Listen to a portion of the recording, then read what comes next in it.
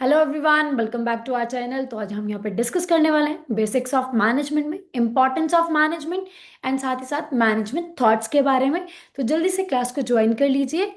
तो पहले हम डिस्कस करने वाले हैं यहाँ पे इंपॉर्टेंस ऑफ मैनेजमेंट के बारे में। तो सबसे पहले इंपॉर्टेंस है इफेक्टिव चेंज मैनेजमेंट टूल। तो बेसिकली ये एक मैनेजमेंट टूल कैसे है, जो भी ऑर्गेनाइजेशन में चेंजेस आते हैं, ठीक है, उनके लिए एम्प्लॉयज को रेडी करना, ठीक है, उनको मोटिवेट करना, प्रोसेस को स्ट्रीमलाइन करना, ठीक है, इम्प्रूव करना, कम्युनिकेशन प्रॉपर करके उनको समझाना ये चेंज उनके लिए कैसे इंपॉर्टेंट है। तो ये काम कौन करता है? मैनेजमेंट करता है। तो बेसिकली चेंजेस को अडेप्ट करने के लिए एक टूल है। मैनेजमेंट जो है वो एक टूल है ऑर्गेनाइजेशन के लिए। ठीक है, फिर हम बात करेंगे नेक्स्ट इंपॉर्टेंस की, that is help achieve group goals. तो ऑर्गेनाइजेशन के गोल को अचीव करने के साथ साथ यहाँ पे ग्रुप गोल जो हैं वो भी अचीव करे जाते हैं। मैनेजमेंट जो हेल्प करती है एम्प्लॉयज को उनके गोल्स को अचीव करने में, साथ के साथ ऑर्गेनाइजेशन के गोल को अचीव करने में। देन हम बात करेंगे ऑप्टिमाइज यूटिलाइजेशन ऑफ रिसोर्सेज की। तो ये कैसे होता है? देखो, ऑर्गेनाइजेशन में क्या, ऑर्गेनाइजिंग में क्या करा जाता है, ड्यूटीज असाइन करी जाती हैं, टास्क को डिवाइड करा जाता है, उसी के साथ रिसोर्सेज भी डिवाइड करे जाते हैं। ठीक है, जिस डिपार्टमेंट को जितने रिसोर्सेज चाहिए उतने वहां पे दिए जाते हैं। ठीक है, उससे क्या होता है, जो रिसोर्सेज हैं उनको प्रॉपरली यूटिलाइज किया जाता है, तो वेस्टेज ऑफ रिसोर्सेज जो है यहाँ पे नहीं होती है। तो मैनेजमेंट क्या कर रही है, क्योंकि ऑर्गेनाइजिंग क्या है, फंक्शन ऑफ मैनेजमेंट है, तो मैनेजमेंट हेल्प कर रही है यहाँ पे ऑर्गेनाइजिंग के थ्रू रिसोर्सेज को बेटर यूटिलाइजेशन में। फिर हम बात करेंगे यहाँ पे इम्प्रूव फंक्शनिंग ऑफ बिजनेस। तो बिजनेस की ओवरऑल फंक्शनिंग को इम्प्रूव करने के लिए मैनेजमेंट हेल्प करती है, क्योंकि मैनेजमेंट का काम क्या है, जैसे हमने पिछली वीडियो में देखा था कि मैनेजमेंट ओवरसी करती है सबके काम को, मैनेजर्स, वर्कर्स, ऑर्गेनाइजेशन की एक्टिविटीज को। ठीक है, तो इससे ओवरऑल बिजनेस की फंक्शनिंग जो है वो इम्प्रूव होती है।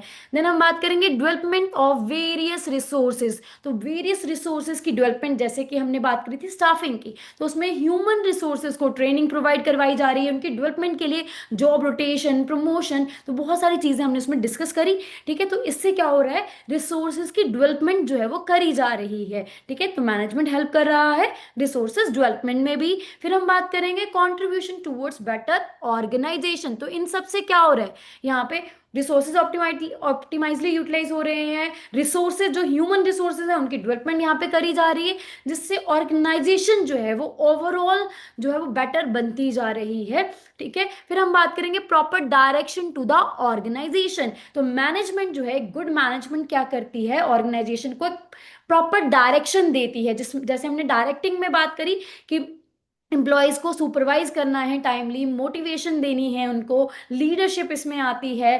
ठीक है, फिर डायरेक्शन में एक्चुअल एक्शन कैसे करने हैं वो चीज़ें बताई जाती हैं। ठीक है, तो इसमें मैनेजमेंट जो है वो हेल्प कर रही है। देन हम बात करेंगे इंटीग्रेशन ऑफ वेरियस इंटरेस्ट्स। तो बेसिकली हर एम्प्लॉय का इंटरेस्ट को ध्यान में रखते हुए हम ऑर्गेनाइजेशन की गोल को अचीव करने में हेल्प कर रहे हैं मैनेजमेंट। ठीक है, तो ये यही चीज़ बता रहा है कि सबके इंटरेस्ट को इंटीग्रेट यहाँ पे किया जा रहा है और उसी के साथ ऑर्गेनाइजेशन गोल को भी अचीव किया जा रहा है। इनोवेशन, तो मैनेजमेंट जो है वो यहाँ पे इनोवेशन लेके आती है। जैसे प्लानिंग कर रहे हैं तो प्लानिंग क्या करती है, इनोवेशन को डेवलप कर रही है। एम्प्लॉयज के आइडियाज अगर लिए जा रहे हैं तो डिफरेंट डिफरेंट आइडियाज से और नई इनोवेशन जो है वो लाई जाती है। ठीक है, तो प्लानिंग करना, इनोवेशन लाना है। ठीक है, कि हम इस चीज को कैसे और बेटर वे से कर सकते हैं। ठीक है, देन हम बात करेंगे इनकलकेशन ऑफ टीम स्पिरिट। ठीक है, टीम स्पिरिट को यहाँ पे इनकलकेट किया जाता है मैनेजमेंट की हेल्प से। तो मैनेजमेंट क्या करती है, टीम वर्क को मोटिवेट करती है। यहाँ पे प्रॉब्लम सॉल्विंग, देखो टीम मिलके हेल्प काम कर रही है तो प्रॉब्लम सॉल्विंग भी जो है वो कर पाएंगे। जैसे लर्निंग ऑर्गेनाइजेशन है, यहाँ पे ऑर्गेनाइजेशन में लर्निंग करवाई जाती है जिससे प्रॉब्लम सॉल्विंग सिखाई जाती है उनको। Help employ growth also. तो जैसे हम पहले बात करते आ रहे हैं कि एम्प्लॉयज की ग्रोथ, उनका गोल क्या है उसको भी यहाँ पे देखा जा रहा है। स्टाफिंग में जैसे हमने बात करी, ट्रेनिंग देके, उनको प्रमोशन देके, ठीक है, जॉब रोटेशन करके उनकी ग्रोथ जो है, उनकी स्किल्स को डेवलप यहाँ पे करा जा रहा है। तो मैनेजमेंट यहाँ पे ओवरऑल हेल्प करती है एम्प्लॉयज की भी, ऑर्गेनाइजेशन गोल को अचीव करने के भी। होप आपको कॉन्सेप्ट ये क्लियर हो गया है, इंपॉर्टेंस ऑफ मैनेजमेंट। अब हम आगे चलते हैं मैनेजमेंट थॉट्स एंड अप्रोचेस की तरफ। तो सबसे पहले हम यहाँ पे बात करेंगे क्लासिकल और ट्रेडिशनल स्कूल्स के बारे में। तो इनके जो मेन कंट्रीब्यूटर हैं वो कौन है, F.W. टेलर हैं, हेनरी फ्योल हैं, मैक्स वेबर हैं। ठीक है, तो इन्होंने अपनी थ्योरीज जो है इसमें दी थी। ये मेन कंट्रीब्यूटर है क्लासिकल और ट्रेडिशनल स्कूल्स के। क्लासिकल स्कूल बिलीव करता है कि टेक्नोलॉजी को यूज करना है किस चीज के लिए, इंक्रीज करने के लिए एफिशिएंसी को ऑफ द एम्प्लॉयज। ठीक है, और ये एम्फेसिस करता है कि ऑर्गेनाइजेशन की डेवलपमेंट पे ज्यादा कॉन्सेंट्रेट इसमें करा जाता है। ये हिरार्की वाइज जो है वो वर्क इसमें चलता है, फॉर्मल वर्क पे ज्यादा एम्फेसिस ही करते हैं। ठीक है, ओल्ड स्कूल हम इसे बोल सकते हैं क्लासिकल स्कूल्स को।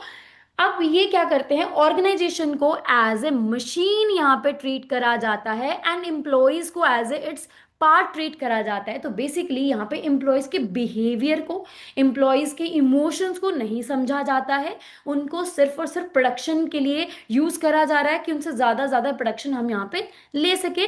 तो यहाँ पे who are important only as a mean of production. तो एम्प्लॉयज को सिर्फ और सिर्फ प्रोडक्शन के लिए ही यूज करा जाता है, उनके बारे में नहीं सोचा जाता है। अब साइलेंट फीचर्स की बात कर लेते हैं क्लासिकल एंड ट्रेडिशनल स्कूल्स की। तो सबसे पहले यहाँ पे क्या है कि having an integrated and centralize system. जैसे हमने बात करी, एक हिरार्की के थ्रू यहाँ पे वर्क होता है, सेंट्रलाइज सिस्टम है, डिसेंट्रलाइजेशन नहीं है। यहाँ पे authority and responsibilities further transfers नहीं करी गई हैं। ठीक है, तो एक या फिर फ्यू हैंड्स में ही कंट्रोल है, जिससे क्या हो रहा है, पूरी ऑर्गेनाइजेशन को कंट्रोल किया जा रहा है। ठीक है, तो उसी थ्रू यहाँ पे अगर इंफॉर्मेशन आई है वैसे ही काम करा जाएगा। अपनी मर्जी से एम्प्लॉयज यहाँ पे इनोवेशन नहीं कर सकते हैं। देन हम बात करेंगे यहाँ पे ग्रेटर एम्फोसिस ऑन प्रोडक्शन। तो बेसिकली इस टाइम पे जो है ज्यादा फोकस प्रोडक्शन पे ही किया जाता था कि ज्यादा से ज्यादा हमें प्रोडक्शन करनी है। ठीक है, फिर हम बात करेंगे concentration on error and their rectification. तो इसमें क्या है, किस चीज पे कंसंट्रेट किया जाता था कि अगर कोई गलती हो गई है उसको रेक्टिफाई किया जा सके।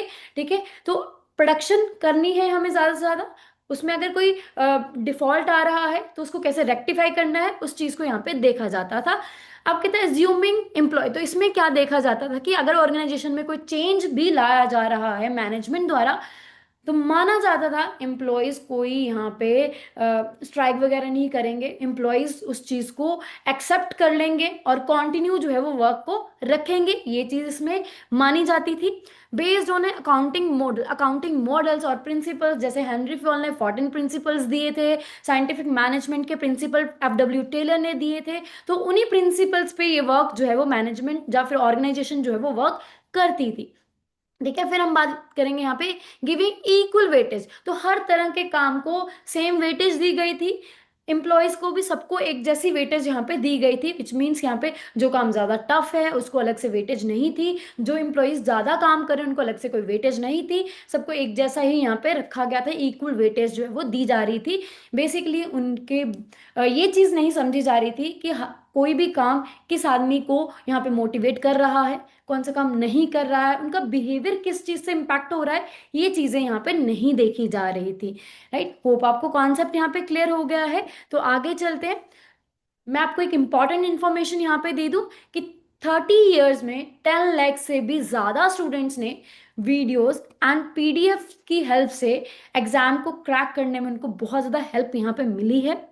अगर आप भी यहाँ पे एक ही अटेम्प्ट में इस एग्जाम को क्लियर करना चाहते हैं तो आप हमारे अपडेटेड वर्जन जो है यहाँ पे वीडियोस का, उसको एनरोल कर सकते हैं। उस कोर्स को एनरोल करने के लिए आपको जो है यहाँ पे साइट पे जाना पड़ेगा, दैट इज यहाँ पे NSToor School of Banking.com। तो JIB CAIB bank promotional exam से रिलेटेड जो भी कोर्स है यहाँ पे अवेलेबल हैं।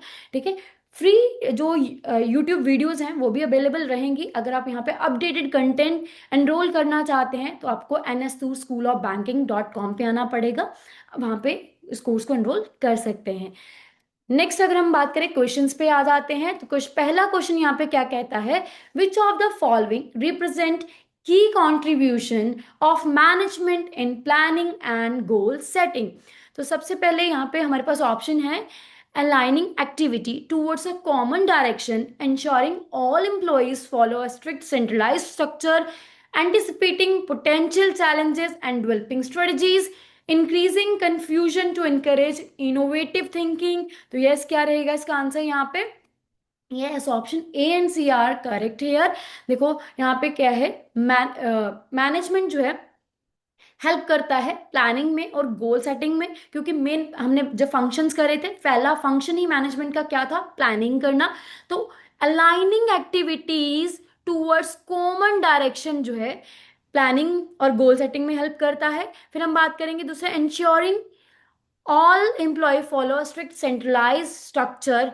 तो ये जो है वो हम बात करेंगे की कंट्रीब्यूशन ऑफ मैनेजमेंट जो है इन प्लानिंग एंड गोल सेटिंग नहीं है अब की उसमें, क्योंकि जब हमने बात करी अप्रोचेस क्लासिकल स्कूल की, तब ये इस पे कॉन्सेंट्रेट करा जाता था।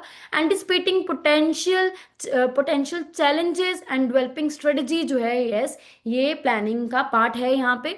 डी की अगर हम बात करें, increasing confusion to encourage innovative thinking, तो ये भी इसका पार्ट यहाँ पे नहीं है। राइट, तो अगले क्वेश्चन की तरफ चलते हैं। अगला क्वेश्चन यहाँ पे क्या कहता है, which statement best reflect the classical or traditional school of management? तो इसमें ऑप्शंस है, पहला, it treats the organization as a social system driven by human relation। दूसरा इसमें बोला जा रहा है, it emphasizes technology efficiency and views employees as part of machine। It promotes employment and decentralization, या फिर it focuses mainly on adapting to dynamic environment. Yes, क्या रहेगा इसका आंसर यहाँ पे? यस, ऑप्शन बी जो है यहाँ पे करेक्ट है, क्योंकि जो क्लासिकल स्कूल ऑफ मैनेजमेंट है, ये एम्फेसिस करते थे टेक्नोलॉजी पे, कि हम टेक्नोलॉजी यूज करेंगे प्रोडक्शन इंक्रीज करने के लिए, एफिशिएंसी जो है एम्प्लॉयज की उसको इंक्रीज करने के लिए, और ऑर्गेनाइजेशन को एज ए मशीन समझा जाता था, और एम्प्लॉयज को पार्ट ऑफ मशीन जो है यहाँ पे समझा जाता था। अगले क्वेश्चन की तरफ चल लेते हैं। अगला क्वेश्चन यहाँ पे क्या पूछा जा रहा है, assertion एंड रीजन है। यहाँ पे assertion है, classical school of management assumes employee continuity irrespective of organizational change। Reason है, it is based on mechanistic view of the organization with emphasis on standardization and production। तो यहाँ पे कौन सा ऑप्शन जो है वो करेक्ट रहेगा? Both A and R true है, और R is a correct explanation of A है। ए एंड आर ट्रू है, but R is not the correct explanation of A. A is true but R is false, A false, R is true. Yes, क्या रहेगा इसका answer यहाँ पे? Yes, option ए जो यहाँ पे करेक्ट ऑप्शन है, that is A and R correct है, and R is a correct explanation of A है, क्योंकि क्लासिकल जो स्कूल है यहाँ पे मैनेजमेंट को ये ज्यूम करा जाता था, मैनेजमेंट यहाँ पे, कि एम्प्लॉय कंटिन्यू करेंगे चाहे ऑर्गेनाइजेशन में कोई भी चेंज यहाँ पे लाया जा रहा है, क्योंकि यहाँ पे it is based on a mechanistic view of the organization with emphasis यहाँ पे कि स्टैंडर्डाइजेशन एंड प्रोडक्शन पे ही फोकस करा जाता था। देन हम बात करेंगे नेक्स्ट क्वेश्चन की। उसमें क्या बोला जा रहा है कि which of the following best represent the importance of management in fostering innovation and adoption. तो क्या रहेंगे इसके ऑप्शन? पहला ऑप्शन है, encouraging employees to follow fixed routine without deviation, creating a rigid structure to eliminate experimentation, promoting new ideas, solution, and adaptability to remain competitive, increasing hierarchy level for better control। तो yes, क्या हो सकता है इसका answer यहाँ पे? Yes, option C जो यहाँ पे करेक्ट ऑप्शन है। यहाँ हमें बताना है, ये बोल रहा है कि promoting new idea, solution and adaptability to remain competitive रहने के लिए, ये इसकी इंपॉर्टेंस है यहाँ पे मैनेजमेंट की इन फोस्टरिंग इनोवेशन एंड अडेप्शन। ठीक है, अगले क्वेश्चन की तरफ चलते हैं। अगला क्वेश्चन यहाँ पे पूछा जा रहा है, which of the following are advantages of effective organizing and structure in management. तो हम मल्टीपल ऑप्शन सेलेक्ट कर सकते हैं। पहला है smooth operation and improved communication flow. दूसरा है increased confusion and overlapping responsibilities. तीसरा है clearly defined role and reporting lines. चौथा है रिड्यूस्ड एफिशिएंसी एंड प्रोडक्टिविटी। तो क्या रहेगा इसका आंसर यहाँ पे? यस, ऑप्शन ए एंड सी जो है यहाँ पे करेक्ट ऑप्शंस हैं। पहला smooth operation and improved communication flow जो है यहाँ पे होगा। अगर यहाँ पे हम बात कर रहे थे एडवांटेजेस क्या हैं इफेक्टिव ऑर्गेनाइजिंग की एंड स्ट्रक्चर इन मैनेजमेंट की, तो उससे ऑब्वियस सी बात है कम्युनिकेशन फ्लो जो है वो स्मूथ चलता रहेगा, क्योंकि डिफाइंड रिस्पॉन्सिबिलिटीज है। ऑर्गेनाइजिंग क्या करता है, स्ट्रक्चर डिफाइन कर देता है कि कौन किसको रिपोर्ट करने वाला है, कौन किसको इंस्ट्रक्शंस दे सकता है, ठीक है, अथॉरिटी किसके पास है, रिस्पॉन्सिबिलिटी किसके पास कितनी है। तो उससे क्या होगा, कम्युनिकेशन फ्लो जो है वो इम्प्रूव्ड होगा और स्मूथ रहेगा। ठीक है, फिर दूसरा बोला जा रहा है increase confusion and overlapping responsibility. No, जब रोल डिफाइन कर दिया गया है, अथॉरिटी एंड रिस्पॉन्सिबिलिटी डिफाइन कर दी गई है, तब ओवरलैपिंग नहीं होगी। तीसरा है clearly defined role and reporting lines. तो यस, इसमें क्लियरली डिफाइन करा जाता है किसका क्या रोल है, रिपोर्टिंग लाइन क्या है। चौथा है यहाँ पे reduce efficiency and productivity. No, इससे इंप्रूव होगी efficiency and productivity. Right, hope आपको कॉन्सेप्ट यहाँ पे क्लियर हो गया है। So that's all, thank you very much.